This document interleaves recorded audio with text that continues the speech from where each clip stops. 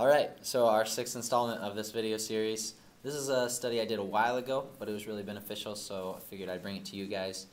We're actually going to work backwards, so I kind of talked about it that last episode, but what you can do is you can take some words later in the Bible and then work your way backwards to see how they've developed. And so when we get to the book of Ecclesiastes in the Old Testament, there's this word, hevel is the Hebrew word, and it's used 38 times throughout the book. And so normally it's translated meaninglessness or vanity. You probably heard vanity, vanity, everything's vanity.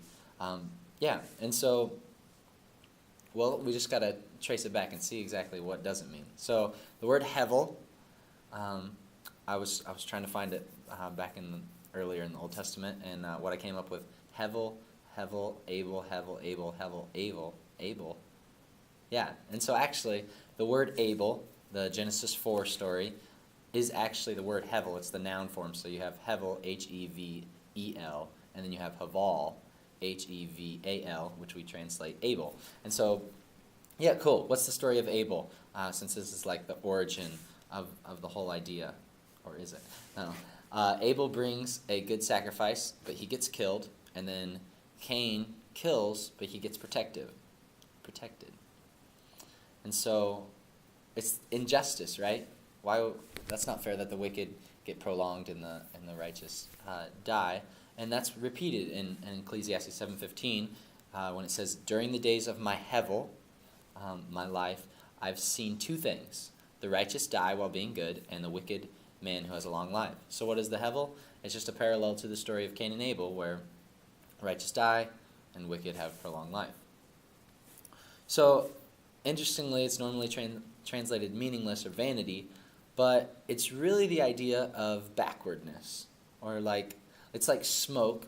So you can chase it, but you can't grasp it. It doesn't fully make sense. So therefore, it's not meaninglessness. It's just hard to understand, like an enigma.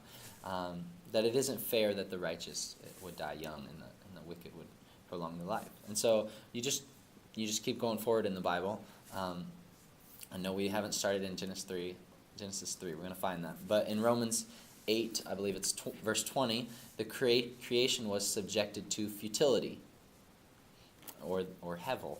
Not the exact word, but the idea there. The idea that it longs to be freed from this injustice. And it echoes Genesis 3 now, because it talks about childbirthing or working against the ground. "Cursed is the ground because of you, and toil you will eat of it all the days of your life." And that's, of course, hevel. So this is hevel. It's hevel that our whole life we are working against. Here the idea in Genesis 3 is we're working against enslaving ground, or thorns. But that gets developed throughout the Bible as enslaving powers and men and injustice. And that's hevel. Life truly isn't fair. Like, it really isn't. And it's hard to wrap our head around these things and how they could ever make sense. So really, you read through Ecclesiastes and Cain and Abel and the cursing of Genesis, and you're like, this is depressing. And that's kind of the point of the word. That whole word study is like, life isn't good.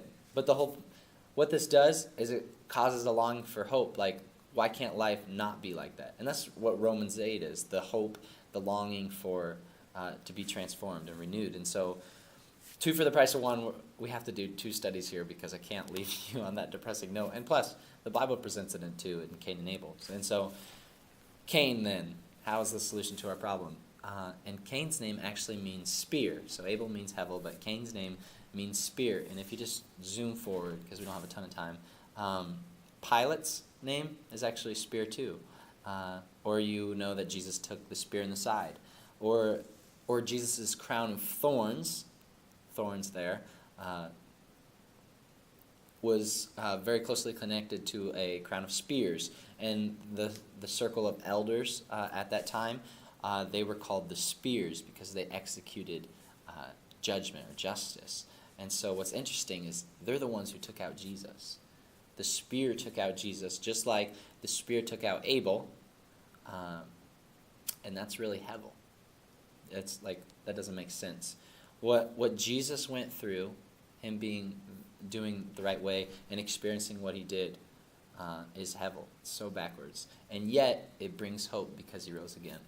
And so, the whole idea here with hevel and spear is that we can have hope we can have hope even when things don't make sense, even when they're hevel. When the righteous suffer and the wicked prosper, we have hope because we know there's a resurrected future past the hevel.